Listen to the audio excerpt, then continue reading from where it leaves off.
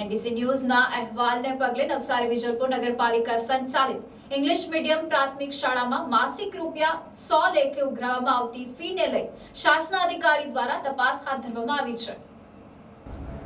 નવસારી વિજલપુર નગરપાલિકા વિસ્તારમાં 15 જેટલી શાળાઓ આવેલી છે, ત્યારે તે પૈકી જૂનાખાડા ખાતે આવેલી એક શાળા Sardar Vallabhbhai Patel English medium school પણ છે। તેમાં શાસના અધિકારીની જાણ બહાર વાલીઓ પાસેથી મહિનાના ₹100 જેટલી રકમ ફી લેખે લેવામાં આવે છે અને વર્ષના ₹1200 ફી લેવામાં આવે છે અને તેની શિક્ષણ સમિતિ અને મુખ્ય શિક્ષક ઇન્ચાર્જ તરીકેની સહીવાળી રસીદ પણ આપવામાં આવે છે। જે અંગે એનડીસી ન્યૂઝ દ્વારા એક અહેવાલ પ્રસારિત કરવામાં આવ્યો હતો અને આ સમગ્ર પ્રકરણની પોલ ખુલ્લી પાડવામાં આવી હતી। આ બાબતે શાસના અધિકારી રાજેશ્રી ટંડેલને પૂછવામાં આવ્યું હતું કે આ સરકારી શાળામાં બાળકોને વિનામૂલ્યે શિક્ષણ આપવામાં આવે છે, તો આ પ્રકારની ફી કોની સૂચના હેઠળ લેવામાં આવે છે? ત્યારે તેમના દ્વારા જાણવા મળ્યું હતું કે આવો કોઈ પણ પ્રકારનો ઠરાવ કે કોઈ પણ નિર્ણય લેવામાં આવ્યો નથી અને શિક્ષણ સમિતિ તેમજ પ્રાથમિક શાળા આ અંગે નિર્ણય લે છે। ત્યારે આ પૈસા ક્યાં જાય છે, કોની પાસે જાય છે અને કેટલા સમયથી લેવામાં આવી રહ્યા છે તે બાબતે ઉચ્ચ કક્ષાએ વાત કરી કાયદેસરના પગલાં લેવામાં આવશે અને જે તે વ્યક્તિઓ પર કાયદેસરની કાર્યવાહી કરવામાં આવશે તેવું શાસના અધિકારી રાજેશ્રી ટંડેલ દ્વારા જણાવવામાં આવ્યું હતું। સદર સંસ્થા નગર પ્રાથમિક શિક્ષણ સમિતિ સંચાલિત છે, એટલે જેની તમામ જવાબદારી કે તમામ નિર્ણયો નગર પ્રાથમિક શિક્ષણ સમિતિ લેતી હોય છે। એટલે આ હવે નિર્ણય ક્યારે લેવાયો છે એ અમારે વહીવટી રીતે તપાસ કરીને જોવું પડશે।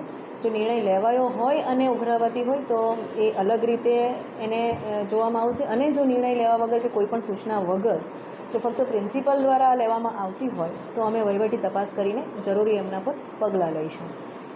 મને પણ આ થોડા દિવસો પહેલાં જ અને એનટીસી ન્યૂઝમાં જે ન્યૂઝ ચાલ્યા ત્યારબાદ જ અને વાલીઓ તરફથી આ જે જાણવા મળ્યું ત્યારે જ મને પણ ધ્યાનમાં આવ્યું કે આ રીતે ફીસ ઉઘરાવવામાં આવી છે, કારણ કે આનું કોઈપણ જાતનું વહીવટી રીતે કોઈ પણ કાગળ શાસનાધિકારીને આપવામાં આવ્યો નથી, શાસનાધિકારીની સત્તામાં પણ નથી કે આવી કોઈ ફીસ ઉઘરાવવાની કે એના પછીનો એને વહીવટી રીતે કઈ રીતે એના ઓડિટ્સ કે એ નાણાંનું શું કરવું એની કોઈપણ જાતની જવાબદારી શાસનાધિકારીને આપવામાં આવી નથી।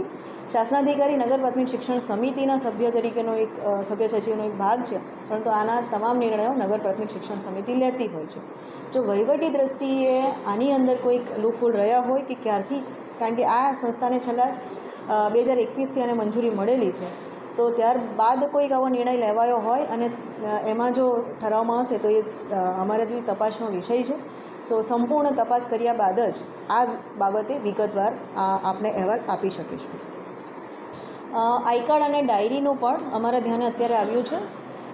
આવી કોઈપણ જાતનો ઉઘરાવા એવું નગર પ્રાથમિક શિક્ષણ સમિતિના છેલ્લા ઠરાવમાં, કારણ કે મિટિંગ થઈ ત્યારે પણ આવી કોઈક ઉઘરાવાની એવી કંઈક વાત નથી થઈ, તો સદર બાબતે જો ફક્ત મુખ્ય શિક્ષક દ્વારા નિર્ણય લેવામાં આવ્યો હશે અને જો ઉઘરાવાય હશે તો વહીવટી રીતે એના પર જે બી કંઈક નિયમ અનુસાર કાર્યવાહી કરવાની થાય એ અમે અવશ્ય કરીશું। નગરપાલિકા દ્વારા આ તમામ જે ભંડોળ છે એટલે જ્યારે મંજૂરી મળી હતી ત્યારે પણ સંપૂર્ણ ખર્ચ નવસારી નગરપાલિકાએ ઉઠાવવાના એ શરતે જ મળ્યું છે। તો વહીવટી રીતે આની અંદર ક્યાંક કંઈક ચૂક રહી છે કે લૂપહોલ થયું છે તો સદર બાબતે અધ્યક્ષ અને કમિટીના સભ્યો સાથે બેસીને અમે યોગ્ય નિર્ણય લઈશું કે જેથી વાલીઓને પણ કોઈ આવું બર્ડન ના આવે। નગરપાલિકા દ્વારા અને સરકાર દ્વારા જે નિયમો નક્કી થયા છે એને અમે ચોક્કસ રીતે પાડીશું। જે કંઈ પણ આમાં રહી ગયું છે એને વહેલી તકે અમે રિઝોલ્વ કરવાનો પ્રયત્ન કરીશું। કદાચ આગળથી ચાલતું આવેલું છે અને એટલે ઉઘરાવી રહ્યા હોય કે કોઈક એવા નિર્ણયથી ઉઘરાવાયું છે, તપાસ બાદ જ સદર બાબતે આપણે જણાવીશું। પણ એટલું ચોક્કસ રીતે કહીએ કે નગર પ્રાથમિક શિક્ષણ સમિતિ તમામ બાળકો માટે વિચારી રહી છે અને નગરપાલિકા પણ અમને પૂરતું ભંડોળ આપે છે, તો ક્યાંક આવું કોઈક નિર્ણય સત્વરે અમારે કરવાનો થાય તો અમારી નગર પ્રાથમિક શિક્ષણ સમિતિ ને સદર બાબત હું ધ્યાન પર મૂકીશ તાત્કાલિક જ, અને નગર પ્રાથમિક શિક્ષણ સમિતિ સદર બાબતે યોગ્ય નિર્ણય કરશે એવો મને પણ ભરોસો છે અને એટલા બધા જ પોઝિટિવ અમારા સભ્યો છે કે આ બાબતે કંઈક પોઝિટિવ નિર્ણય લેવાશે અને જેમના પર બી જો કોઈ મંજૂરી વગર લેવામાં આવ્યું છે તો તેમના પર નિયમ અનુસારની કાર્યવાહી કરીશું। હા, પ્રિન્સિપલે શુક્રવારે મતલબ કે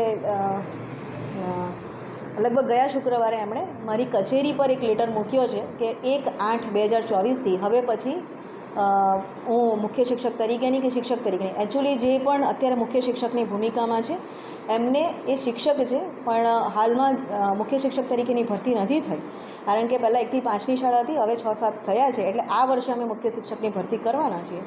તો એમણે એવો લેટર લખીને આપ્યો છે કે હું મારી જવાબદારી નિભાવવાની નથી, અને એમણે રાજીનામું 1લી તારીખે 1/8થી રાજીનામું સ્વીકારવા માટે એમણે અરજી આપી છે.